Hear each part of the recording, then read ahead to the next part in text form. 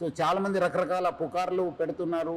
చాలా చోట్ల అక్కడేదో గుజరాత్లో అయింది, ఢిల్లీలో అయింది, రాజ్కోట్లో అయింది, సూరత్లో అయింది, చాలా షార్టేజ్ ఉందని చెప్తారు. అది అలాంటి ఎవరు పుకార్లు నమ్మొద్దు. పబ్లిక్ ఎవరు కూడా ప్యానిక్ కావద్దు. సఫిషియెంట్ ఫ్యూయల్ ఉంది మా దగ్గర. 60 రోజుకు సరిపోయేంత ఫ్యూయల్ ఉంది. మనం చాలా డీటెయిల్గా రివ్యూ చేయడం జరిగింది. సో పబ్లిక్ ఎవరు కూడా ప్యానిక్ అయ్యి పెట్రోల్ బంక్స్ దగ్గర చేరొద్దు.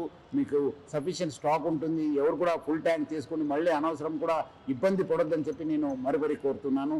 అదేవిధంగా పెట్రోల్ బంక్స్ ఎవరెవరు ఉన్నారు, హెచ్పిఎస్సిఎల్, ఐఓసిఎల్, బీపీసీఎల్, నైరా వాళ్ళతో, ప్లస్ అదేవిధంగా రిలయన్స్ యాజమాన్యతో కూడా మనము టచ్లో ఉన్నాను. వాళ్ళతో కూడా మాట్లాడడం జరిగింది. వాళ్ళు కూడా ఇదే చెప్తున్నారు, ఏమంటే అనవసరం ప్యానిక్ సిచ్యువేషన్ క్రియేట్ అయింది సార్. సో అలాంటి పరిస్థితి లేదు, సఫిషియెంట్ ఫ్యూయల్ ఉందని కూడా వాళ్ళు తెలియపరిచారు. కొన్ని చోట్ల ఈ వీడియో సర్క్యులేట్ అవుతున్నాయి, ఎందుకంటే చాలా లైన్స్ ఉండడంతో సోషల్ మీడియాలో బాగా సర్క్యులేట్ కావడం జరుగుతుంది. ఇక్కడ రష్ ఉంది, ఇక్కడ రష్ ఉంది, ఇక్కడ నో స్టాక్ బోర్డు ఉందని చెప్పి. సో అలాంటి ఎవరు కూడా వార్తలు నమ్మొద్దని చెప్పి నేను ప్రభుత్వ తరఫు నుంచి, నా తరఫు నుంచి, జిల్లా యంత్రాంగం తరఫు నుంచి కూడా కోరుతున్నాను.